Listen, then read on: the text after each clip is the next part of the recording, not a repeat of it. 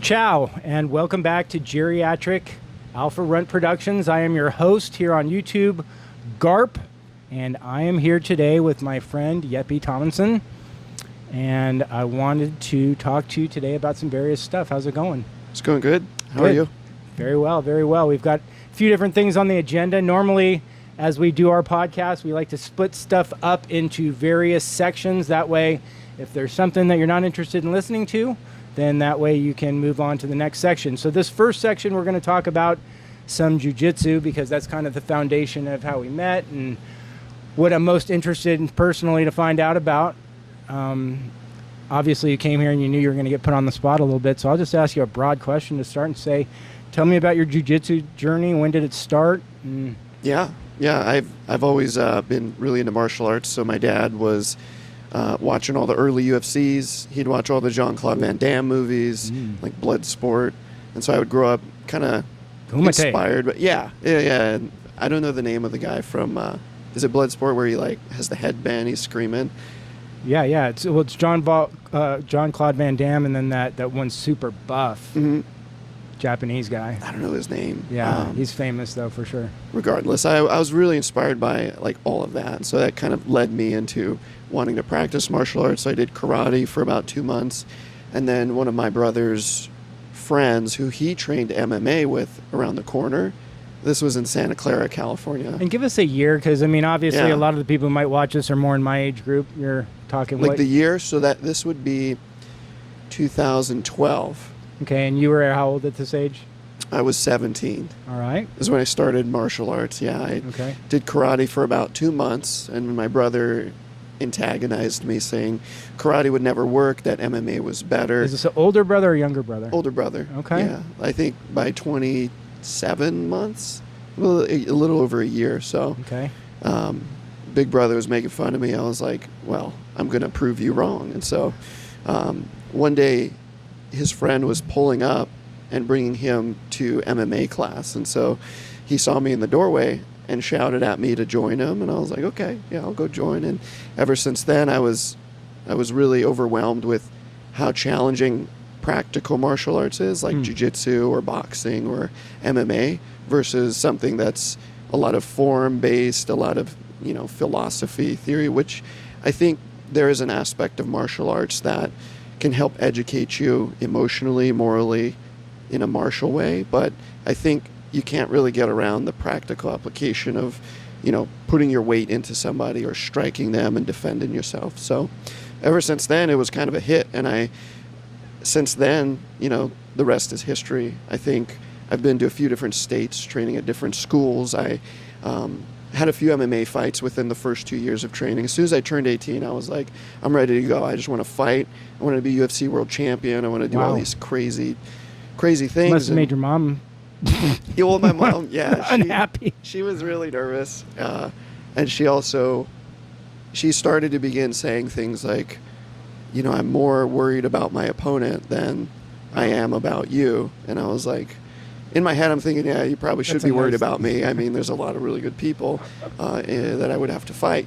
But after a few fights and doing jiu-jitsu along the way, I realized MMA wasn't really something I wanted to pursue. A lot of like the head trauma, a lot of the sacrifice that went into. But also, I think moreover, I just didn't really want to be fighting for sport, for a purse. I didn't want to go do that. So I chose jiu-jitsu because of the community that I found, because of the values that it gave me, and how it transformed me and my life and my ability to move from place to place and still provide value in a martial arts environment and community. And, the greater community. I would work a job along the way whenever I would move. So I moved from Santa Clara to Stockton in the San Joaquin Valley, lived there for a few years, moved back to the Bay Area. I've been to Colorado doing jiu-jitsu. I found an opportunity down here in Texas with, Six Blades in Lake Travis. And so I think jiu-jitsu gave me a lot more value in terms of how I could become a better person and serve the community than MMA did. And so moreover, just not wanting to get punched in the face, I knew I could affect change in other people's lives in a more meaningful and impactful way without having to act like this big superstar, which, I was signed to fight a Bellator match with Kimbo Slice's son, and he backed out like the last week of the fight. But the path there was a lot more overwhelming with all the media, with all the people, and all the expectations. So I was like, got a little taste of it. And then the back end of the business of fighting it, I'm just kind of like, not for me. I'll stick to the jiu-jitsu. Well, it's funny because we hear people refer to our tournaments as fights. Like I have, my first fight's at this, how do you feel about that, doing real MMA? Do you think jiu-jitsu at a tournament you can call it a fight, or is that kind of like Yeah, fantasy? I mean, these are jiu-jitsu matches. There's no striking. There's nothing involved where you would cause harm with like impact, other than maybe takedowns or obviously submissions. Beyond that, it's kind of like you could hurt someone's feelings, I think, their ego. Well, you could probably break someone's arm, or especially their leg if you're a leg lock guy. Right? Yeah. I mean, if we're doing a match and I pick you up, I put you down, I'm just trying to like assault you with leverage and these things, it could turn into a fight. It could feel like you could feel the intention from your opponent. Now, if I'm going to call every jiu-jitsu match a fight, I mean, it adds a little bit more of an expectation for me. And if I'm a recreational hobbyist and I'm not a professional athlete, which most of the time when I go to compete, I'm working on new skills and things like this. So the more I call it a fight and the more I look at it like it's this thing I have to go do that's really competitive, I think I put a little too much expectation on it. Now, if I'm going there to develop skill, it's like, I got a couple of matches. I could study my opponents. I could see the skills that they're most likely going to bring. I know at the lower ranks, you're probably not going to see a whole lot of film on like a blue belt. Mm-hmm. But as you get up in the ranks, or if you know the school they come from, there's a lot more things you can do to change your outlook or your scope on what a competition could provide as far as skill development. And just a way to test yourself in an environment where there's a lot more stress. There's a lot more things beyond what you do on the mat. And it's like the things you do on the mat, can you go out there into that environment and still perform in that way? And I think to call that a fight probably wouldn't make a whole lot. I've gotten in the habit of calling it a fight, and it's like I realize that it's not a real fight, and I got to be. It's like I'm just kind of like parroting what other people say because I know it's not a real fight, but yet, boy, if you've ever done a tournament or been out there, and don't get me wrong, you're shitting your pants like it's a fight. I've done matches. It's been like a fight. I'm scared to death I'm every like throwing time I'm people ever. on concrete. The dude's trying to. Fight or flight syndrome's real, For sure, even in a tournament.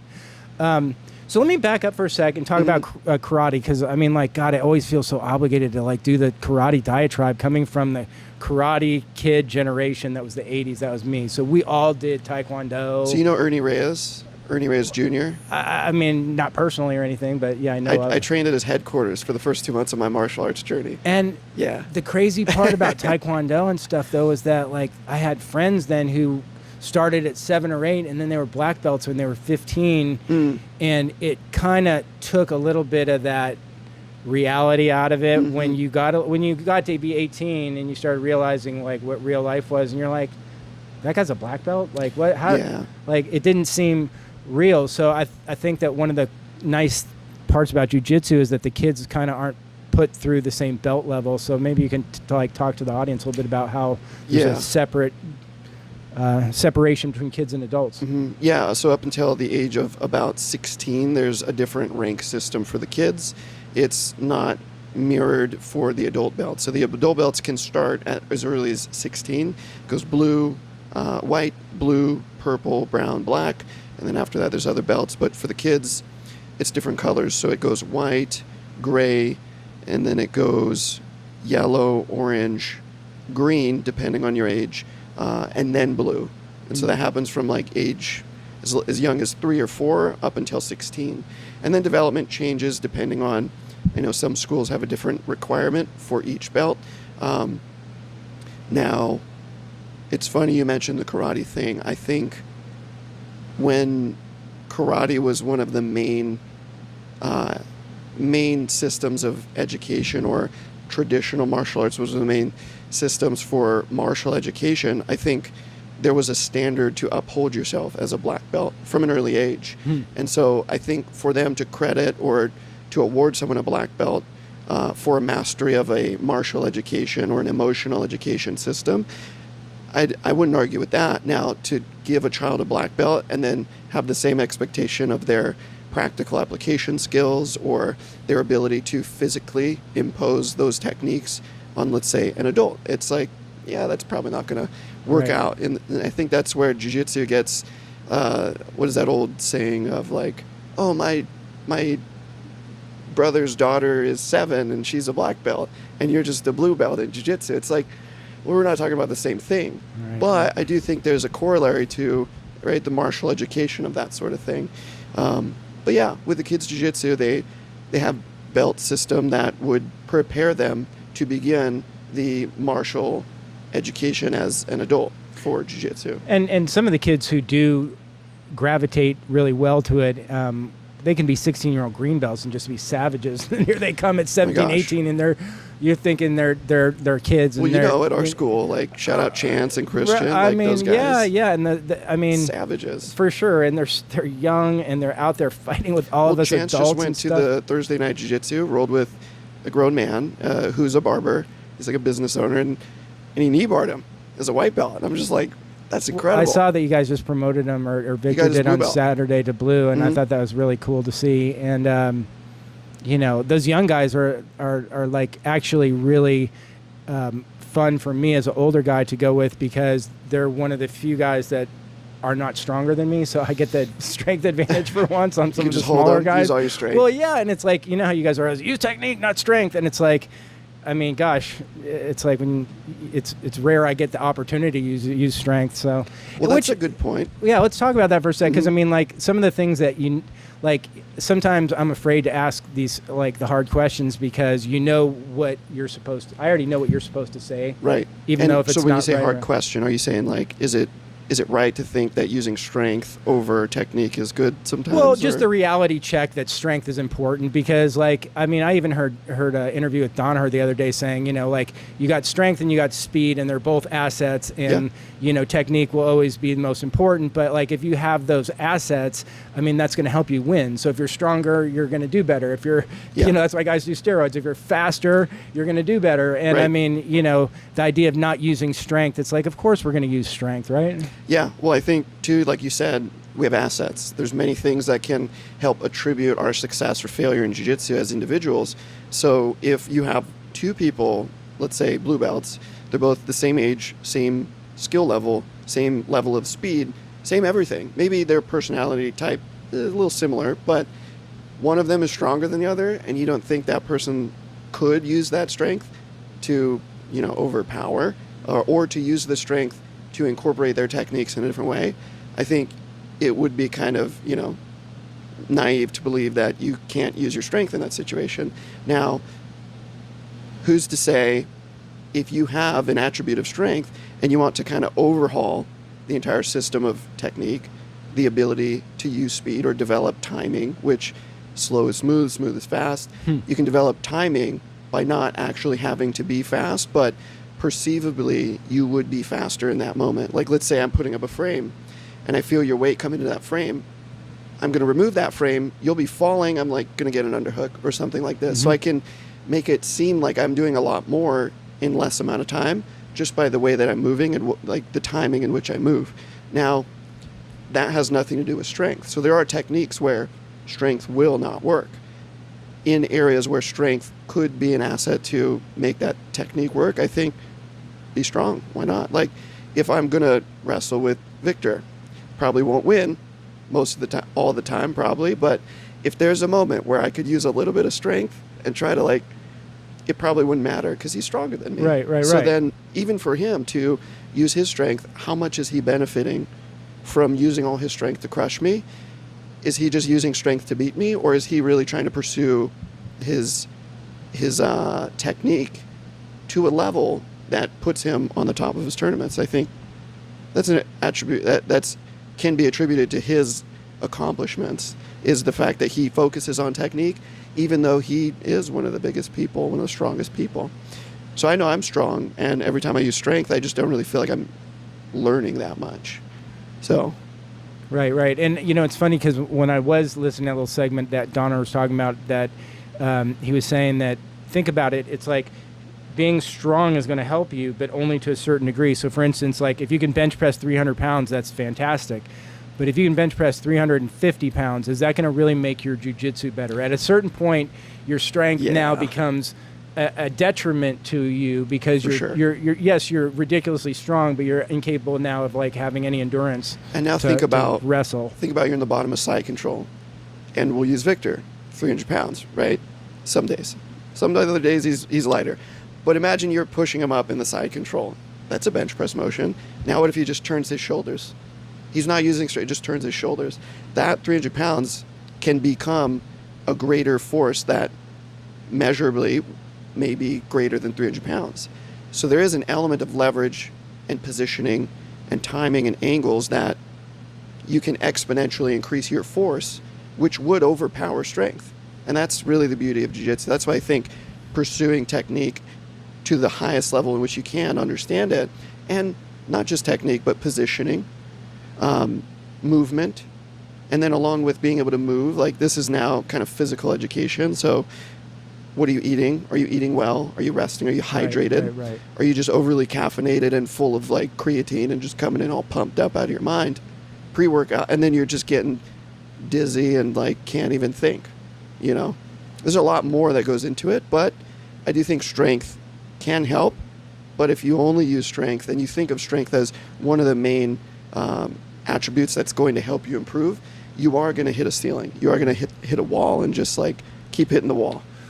You know, there's a reason there's weight classes. There's a reason there's age classes, because that's reality. I mean, you and I talked about this the other day. I'm 55, so I've gotten the reality check of what age is, because we all like to think I'm still as strong as I was when I was 25. You're still saying it to yourself, and probably are. Well, I'm 30, and I I started at 17, there's no comparison, you know. And like maybe strength, but you know, it's like funny how, because at 30 you still want to tell yourself you're at your peak, and then I'm at 40 you can sometimes see like, well, I can still do this and I can do that, and then when you're 50 you just know it's not even like reality. I'm pretty good against people my own age. You start. Well, that's a really good point, and I think you have a unique perspective on that because of the age that you started. Right.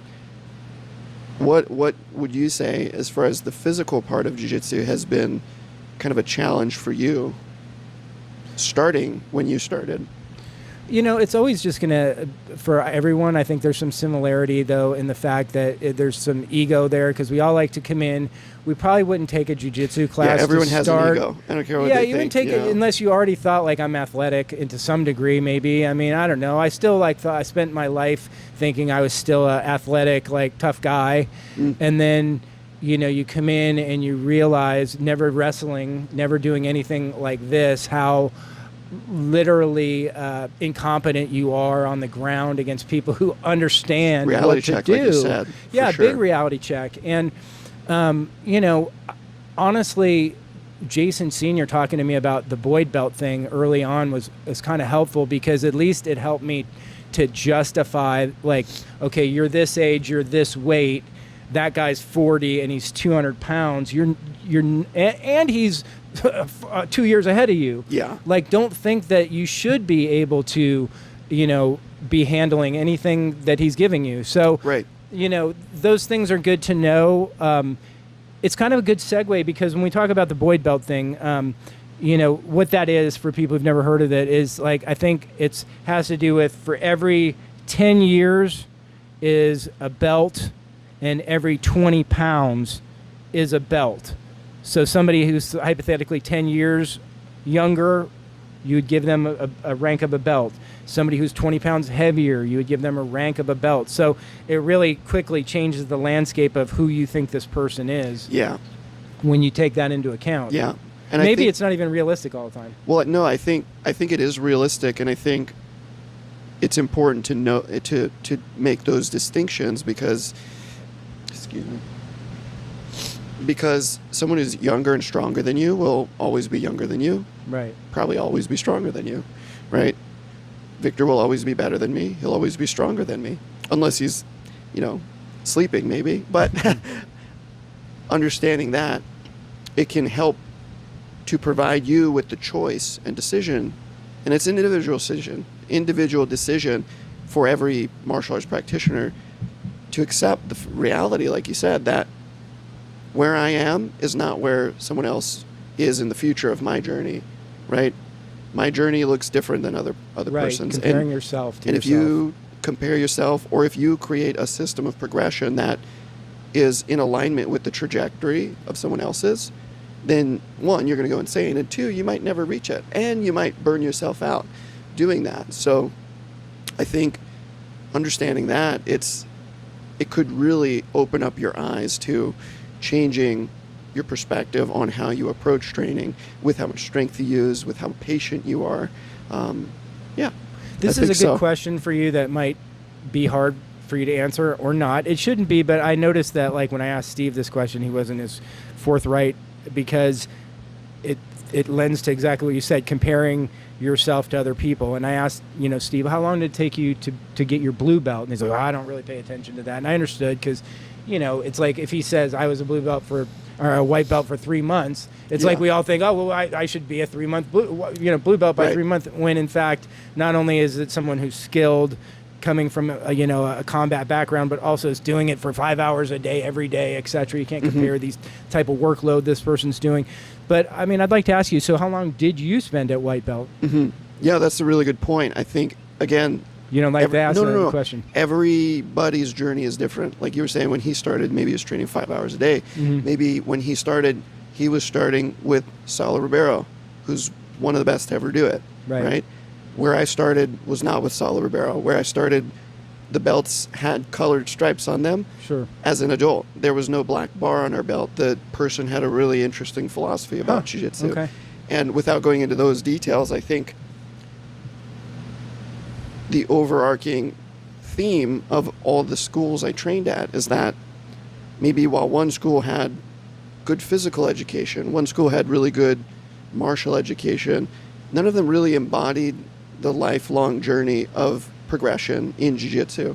And so, and I know I'll get to your question of how long it took me to get my blue belt, but it's hard to say if somebody got there. I got my blue belt in 1 year.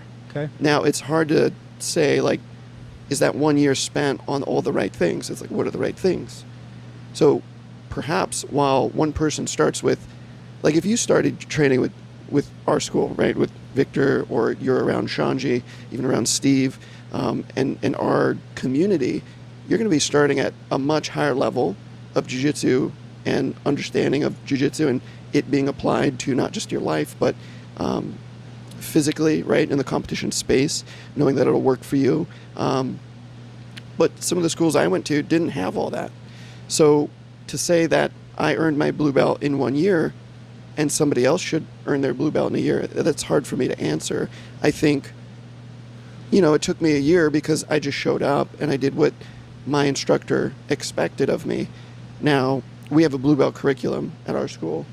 We have a few pillars of education. I know I've been referencing it a lot, but like the martial education, the physical education, emotional. I'm missing one.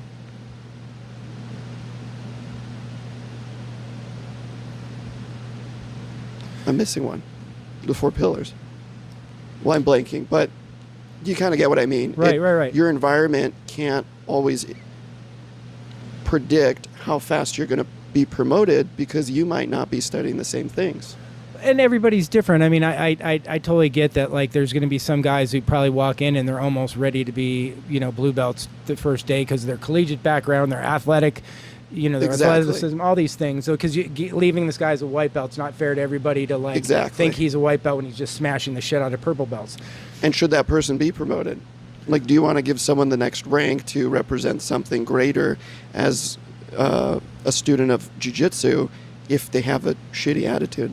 Well, and so just trying to give people, because I mean, for me, I know that it really took a little research almost to find out what does it take to what's the time frames on actually going from white to black on a average. I was just kind of moral curious. Education.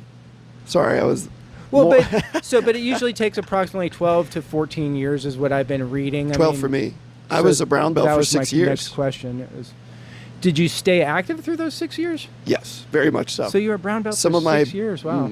Some of my biggest competition accomplishments were at brown belt. So were you moving schools around too, though? Or, I mean, that just seems like a long time. Life, right? Yeah, life. Up until brown belt, I spent so much time on doing all of the, I would say, wrong things. My focus was on winning. My focus was on wanting to look good, wanting to act like the person who's winning all these things. And we were kind of talking about it the other day, I was just feeding my ego. So when life happened off the mats, I had zero skills, responsibility, accountability, and support group to help me get through those things. So I guess one life example could be like COVID. I didn't have enough skills to really navigate that situation when everything got shut down. How can I support myself? Because all I was doing was jiu-jitsu every day, because I was just pursuing this like false reality, this narrative in my head that if I just win the next tournament, everything's going to work itself out. Right. And I know maybe not everybody has that perspective at the beginning, but I guess that's a macro approach to what somebody may feel in the pursuit of something specific in in jiu-jitsu, like using my strength to try to beat someone in a round, or thinking that just because I'm I have more potential than someone else, that I should be promoted faster. It's like there's a lot more things involved when we're just talking about jiu-jitsu. So we're probably already gone a little long, but we're talking a lot about jiu-jitsu. Yeah, but that's okay, because I did have one more question. Well, yeah, but I've got one more question I wanted to get to, and we never did, so I'm going to ask it anyway. Knowing that I'm 55, and you guys always are saying, like, we're here to make black belts, we're here to make black belts. Rather than just saying what you're supposed to say, do you think it's reasonable for a 55-year-old guy to, like, take 15 or 20 years and become a black belt? I mean, do you think that's are there people out there getting black belts at 70 years old? I think so. I think a great example is Mike White. Right. 61, just won the world championships at his weight, at his belt rank. And I think, who's to say it's going to be 14 to 15 years? Who's to say it's going to be 20 years? Maybe, who knows what's going to happen? Again, it's based on the individual at their weight, at their age, You're starting to see it now. Yeah, right, exactly. Right. And I think one great example about Mike is that he, for a long time, was really afraid to focus on the discomfort of being in the bottom position. And when somebody is intentionally trying to put pressure down, it really distracted him. And I feel the same way. So we did some work with private lessons, and I would see him in class. And the more he focused on utilizing his technique to survive, he brought about not just the ability to survive and the ability to escape, but what he found, and he may have a better message for you coming from him, but I think what he found was his ability to be conscious and calm in those moments, to be comfortable in the uncomfortable positions. And so that totally liquidated all of his reason or feelings of discomfort and despair, or wanting to prove himself that he isn't going to be stuck on the bottom, or that he doesn't need to give in or feel like he's less than, like he's inferior. That it actually strengthened his resolve. And because of that, he spent a lot of time on his survival skills and his escape skills. Then he learned how to get on top, and then while learning how to be on top, he would get out of his comfort zone to fail and get swept and things like this, because he knew he had the confidence and the experience that if he was put on his back, he could just get right back to the top position in whatever amount of time. It didn't matter. So then he goes to this tournament, beats the two guys. Arguably his second match was someone who's bigger, stronger, maybe more physically capable, maybe more technically capable, but that guy couldn't show up in the moment with strength in resolve and confidence in his skill. Now, to say that isn't something that someone of any age, any rank, any experience level can achieve in jiu-jitsu, I think would be wrong. I think anybody can find that. And I don't know if that takes 14 to 15 years. It took him just a few years of training. But I think that is more in alignment with the path to black belt, which could be stamped with 10 years as a black belt. Some people get their black belt in 3 years. We won't go into that. But right. Yeah, that's you starting to see what I'm saying? Yeah. So. That's my take on it. Let's move on to our next subject here. That was great jujitsu. That was great. Our next subjects, when we come back, we're going to talk about just technology and AI in our next segment. Join us for that. Thanks, Yep.